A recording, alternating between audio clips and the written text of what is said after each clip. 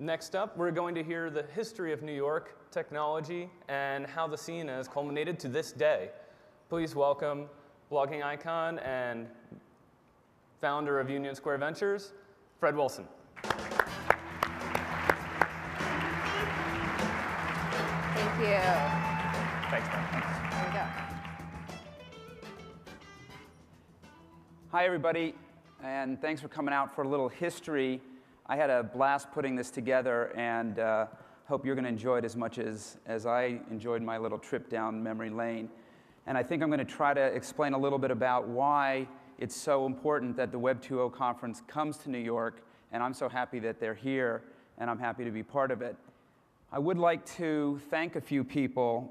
Well, actually, say a couple things before I get started. I'd like to thank a few people. We put up a wiki, and we got about 300 or 400 people who contributed their specific remembrances and some images and some links to stories and stuff. And that was absolutely critical in my ability to compose this whole thing. And so I want to thank all of you who did that. I'd like to thank Jeremy, who is here in the audience. Jeremy's a 18-year-old guy who I found on my blog, who helped me design the slides, and I think you'll agree his work is terrific. And I'd also like to thank my wife, Joanne, who's in the audience here, aka the Gotham Gal. She has lived this history with me. She knows all these people. She was involved in the creation of some of these companies, and this is not just my story, it's her story and all of your story. I will say that this history is clouded by my own personal experience, the firms I've started, the companies we've invested in, and will be, I guess, a little bit slanted in that direction, hopefully not too much. And there's certainly no way that I was able to include every important person, every important company, and every important event, and so please don't feel slighted if you didn't get mentioned. So, I'd actually like to go back one. Let's see if I can do that. What I want to talk about is the history of the internet industry here in New York. When I put this together, I thought 1995 was a good starting point. I'm actually going to go further back than that, but it's generally speaking the history of the last 14 or 15 years.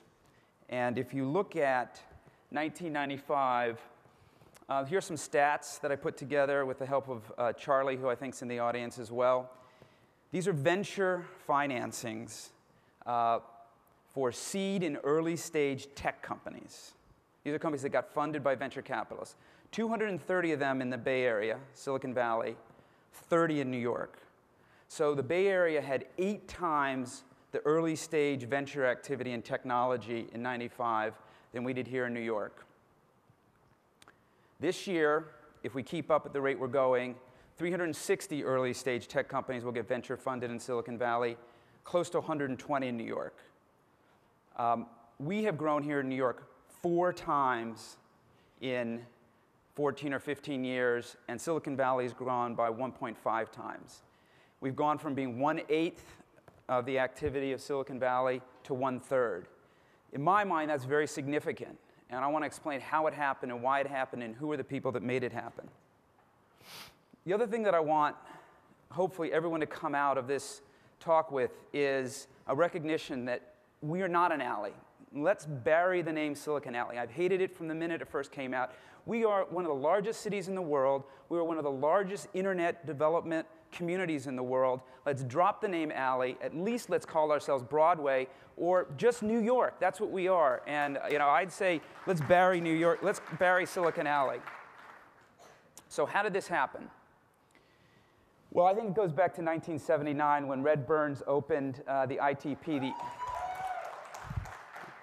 the Interactive Telecommunications Program at NYU. This program has churned out so many important people in the internet community. And the interesting thing to me is it started in an art school, the Tisch School of the Arts at NYU. And I don't know any other important academic program that has been influential in entrepreneurship that comes out of an art school. And I think that that still to this day defines a distinguishing characteristic of the New York internet community. In '89, some people started writing about the internet here in New York. New York's always been a journalism hub, and so some people who were writers started writing about the internet. This is Josh Harris's Connect Times, and he wrote about the launch of America Online in 1989.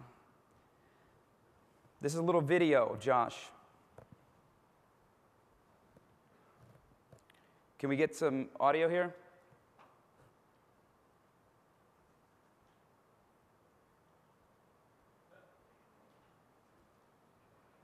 This is not going to work without audio.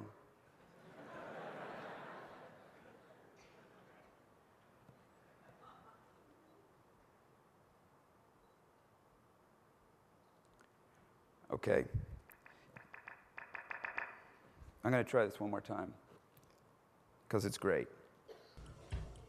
Hello, I'm Josh Harris, president of Jupiter Communications. We're a research and consulting firm specializing in mass market information and transaction services. With something. All of our analysts on a regular basis are using all the major online services, Prodigy, CompuServe, Sierra Online, etc. Jupiter had a lot of mathy, nerdy, statistical people who tried to come up with research about a field that didn't have a lot of white paper written about it. I love the pictures of those researchers that Josh hired. In '91, in the offices of Ziff Davis on Park Avenue in the 30s, a small group of people were tasked with taking Ziff Davis's magazines online.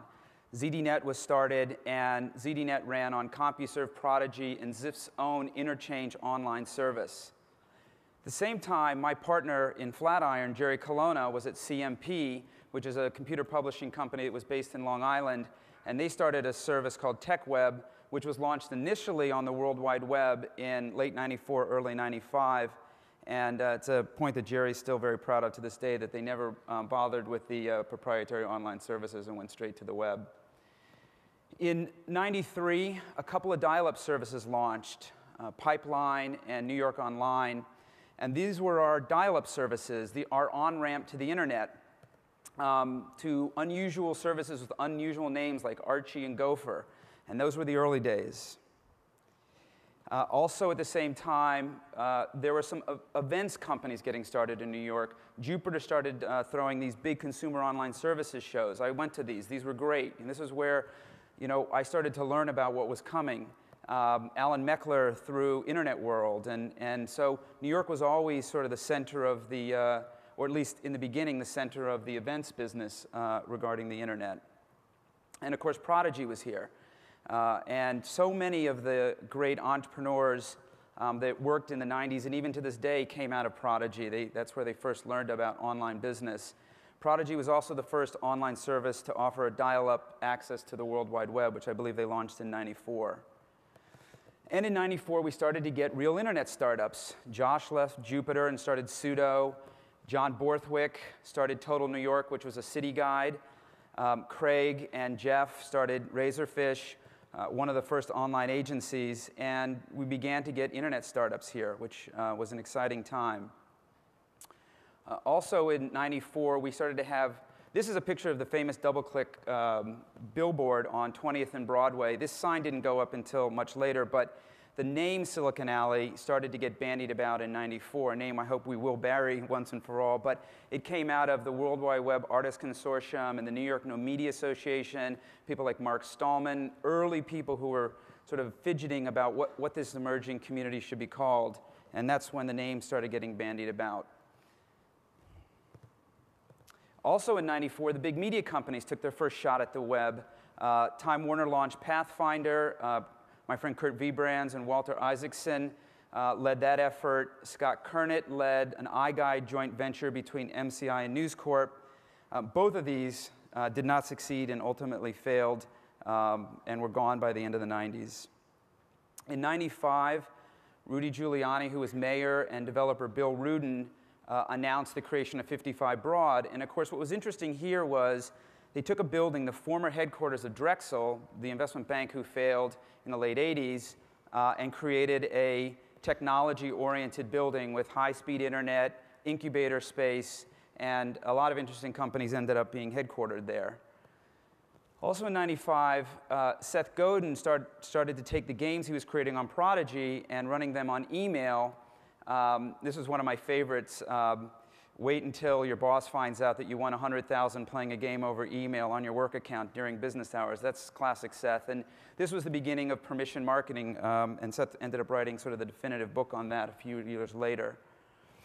The Interact agency business got started in 95. Companies like Razorfish, Agency, iTraffic, Site Specific started getting real business, building websites and generating traffic to them. And of course, that's a business that still exists here in New York in a big way today. And in 95, the New York Times, which had been building the infrastructure to launch on the web, beta tested it when the Pope came to New York in October of 95, and they ran New York Times coverage on the web for as long as the Pope was here in New York. They then shut that down, learned what they needed to learn, and eventually launched for good in early 1996. And then we started to get our own little media industry here at New York. Launched in 95, Silicon Alley launched in 96, and of course many of you are familiar with those publications, and I think they were quite important in building the community. The online ad networks emerged in 95 and 96. SoftBank Interactive Marketing was a merger of several ad networks. DoubleClick was the merger of Internet Advertising Network in Atlanta and DoubleClick in New York. The founders of IAN, Dwight and Kevin O'Connor, came to New York to run DoubleClick. Dave Morgan moved his real media business from Philly to New York. And Interactive Imaginations, Riddler merged with Petrie and a few other companies to create 24/7. 24/7 eventually bought Real Media. All of this happened here. And in 96, we got more activity. Michael Wolff launched YPN. Candace Carpenter launched iVillage. The Knot, Star Media. And we're seeing more activity by the time 1996 came along. Jerry and I started Flatiron Partners in 96. We first called ourselves Acme Ventures. We were going to use the Roadrunner as our logo. That didn't work out. We ended up with the Flatiron building as our logo. We got sued for that. That's a long story. But I think it's a great name, and I still have the URL. Never going to let that go. That's a really important part. This is my partner, Jerry Colonna. Some CEOs who have successfully bootstrapped a business are not the type to be flexible enough to sort of really let somebody else into the decision-making process. It's not really giving up control as much as it is opening up the decision-making process. I think it depends on This is Brad Feld. The experience and the stage of both the entrepreneurs and the investors. I think we're going to pause while we close the window. Now you hear Jason Kalkanis. We just took a little break there to close the window. We're here in New York City on Nascent Street with the ambulances going by. It's a real live show. But go ahead, Brad. What I was saying is I think it depends enormously on the stage of the entrepreneur and the stage of the investment. In the case of an experience. So I also participated in that radio show. That radio show was delivered live over the internet using the studio at Pseudo's offices on Houston and Broadway. It was the beginning of streaming media. Scott Kernett and a crew launched the mining company in 1997. I passed on this deal just based on the name alone. And I thought it was just a terrible name. It's a true story. This became the largest consumer site on the internet to come out of New York. So that obviously wasn't a very smart move. And we started to see success and failure in 97. And I'm going to refer to my notes here because I want to make sure that I get this right. We had, in 97, we had Total New York sold to AOL in 1997. That was one of the early exits. At the same time, we had companies like iFusion and the CD-ROM publisher Voyager were shut down. That was the early failures where they couldn't make their businesses work. And the roll-up started. Everybody remember the agency roll-up. Razorfish bought 4 companies in 1997 and basically launched, kind of a mad, crazy run where people are running around trying to buy up each other's agencies. And this ended badly, like many things that we did in the 90s. DoubleClick went public in 97, raising $60 million, the first New York internet IPO. Seth Godin sold Yoyodyne to Yahoo in 98, moved out to the West Coast. He lasted, I think, maybe 18 months and came back to New York. And Michael Wolff, who ended up not being successful with YPN, wrote a book about that experience called Burn Rate. It was a popular book, a lot of early lessons for a lot of people in that book. Joe Park and Yong Kang started Cosmo in '98. To me, Cosmo was sort of a definitive company. We invested in it, we lost a lot of money in it, but it was a great company, a great service, and I think almost everybody who lived in New York during that time loved Cosmo. I certainly did. My kids to this day ask me, Dad, why? Remind me why Cosmo's not around? It's tough to explain that to them. So we had more success than failure in '98, and we had companies like, little companies like the Globe and EarthWeb going public. We also had Time Warner finally throwing in the towel on Pathfinder. '98 was, in my mind, the last year of sanity in the first internet wave. '99, all of a sudden, the big offline companies wanted to come online. This fueled the agency business. It fueled venture firms were investing in, the dot-com companies of big media companies and big retailers, and lots of kind of crazy stuff was going on there. And basically, all hell broke loose in '99, in my opinion. The stats are that we had dozens of IPOs here in New York, dozens of acquisitions. 200 startups were funded in '99. Think about that, 200. This year we'll do 116. 300 in 2000. That's how crazy it got. And of course, thousands of parties. The party that probably everybody remembers is the crazy party that Josh Harris threw for the month of December. This is Josh dressed up as Lovey, his alter ego, the clown. I'm going to show you a little clip. Josh was very ahead of the time. It's the hinge of man versus machine, and I think the machines will soon take over. He was saying this is the way it's going to be. And he was right. I mean, he was right. Everything that he does is a precursor to something that is going to happen to all of us. Everything. From Quiet to We Live in Public, Operator 11, Pseudo.com. He's way ahead of his time. In many ways, particularly blogging and filming yourself and a lot of the stuff that goes on in social networks, he was one of the first to really do it.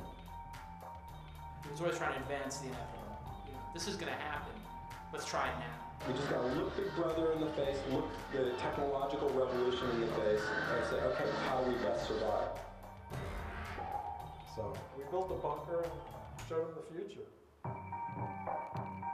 We'll put 100 residents into the capsule hotel that will be living in public under 24-hour surveillance. You're right here. You get the TV here, right? And you can see all these other people. There's cameras set up in the showers, in the toilets, in the kitchen, in each of the little pods in the pod hotel. As time goes by, we're going to increasingly have our lives exposed in very personal and intimate ways.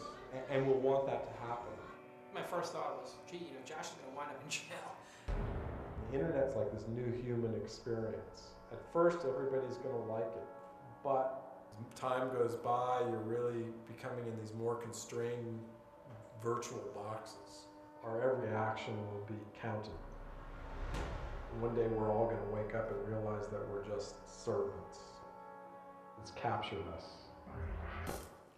So that meetup video that was on right at the very beginning is a reaction to that.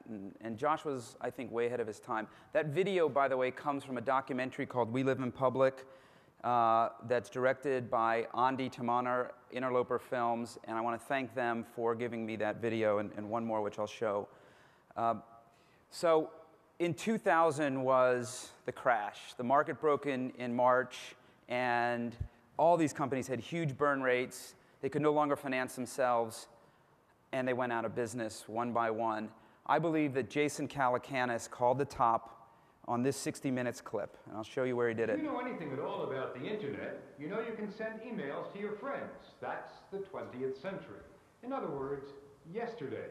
The new stuff is percolating out of a bunch of old buildings in downtown Manhattan, and the people who work there call themselves the dot-com kids.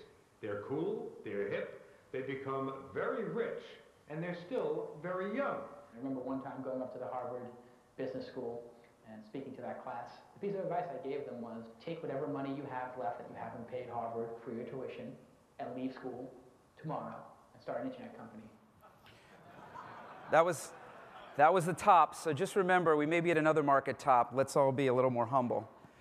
Of course, Fuck Company came along, and that was the beginning of making fun of all these companies that were in fact fucked, and we got a great, collective misery out of that.